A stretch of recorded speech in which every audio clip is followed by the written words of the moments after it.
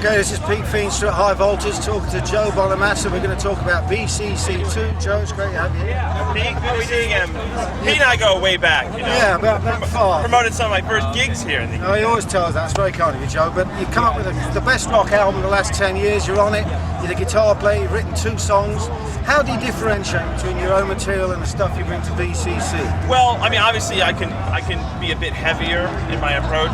Yeah. You know, I mean, some of my solo records flirt with the rock end, but I'm not that guy. So, you know, down deep, I have to be honest with myself and just go, I'm not like a tried and true rock guy.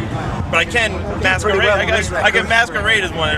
Yeah. But you know, I just tend to think of it more as how Free would approach the material. How Free? Yeah, and like, you know, early, like almost like early Black Sabbath or early Zeppelin. It's got that retro feel. Yeah, and we're just unapologetically retro in our approach.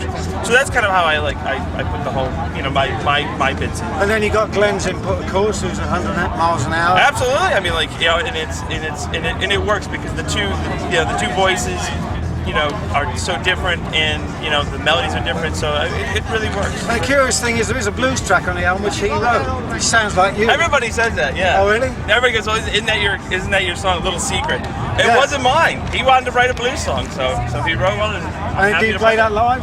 No, we don't play it. We haven't played it. How much in the new album do you play? How much We do in a normal 2-hour show. We do about half of the record, half from 1, half from 2, and then a couple of bits that hopefully everybody. And I guess today you've got about an hour. Is that We have 1 hour, exactly 1 hour to rock them.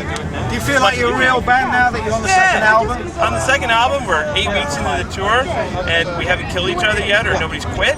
So I think that's the sign of a real band. We defied the odds of bands in our category. And the new album is number 7 in the German charts. I think that's the highest place. And you also on the Billboard Hot Rock 100, whatever it is in the States. Yeah. Is there a bigger reception for the kind of retro feeling Europe and the States, you think, or you got to work more over there too? Well, I mean, like, you know, the things for me in the States have really gone well in the last couple of years. Absolutely.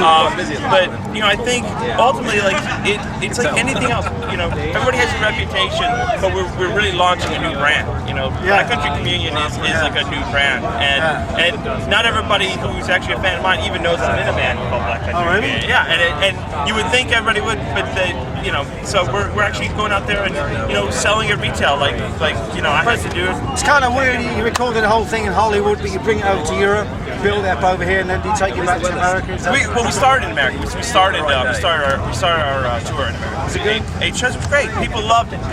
They were very thankful that we actually started there and not just made this like a European festival circuit. Well, I think it's going to go global. This is the closest album that we've ever come to since Led Zeppelin quit. I guess people have said that to you as well. No, I'm just really proud of the work. I mean, at the end of the day, it's about being proud of the work and being proud of you know, and the fact that we're just unapologetically retro and we don't adhere to the trends. And the amazing thing is, it's a new string to your bow. You've got to this level in your own solo career, and here you are with something else. Yeah, I think it's. Who would have thought? You know, 2 years ago when we started talking about this, you said we'd be out for 9 weeks, have 2 records.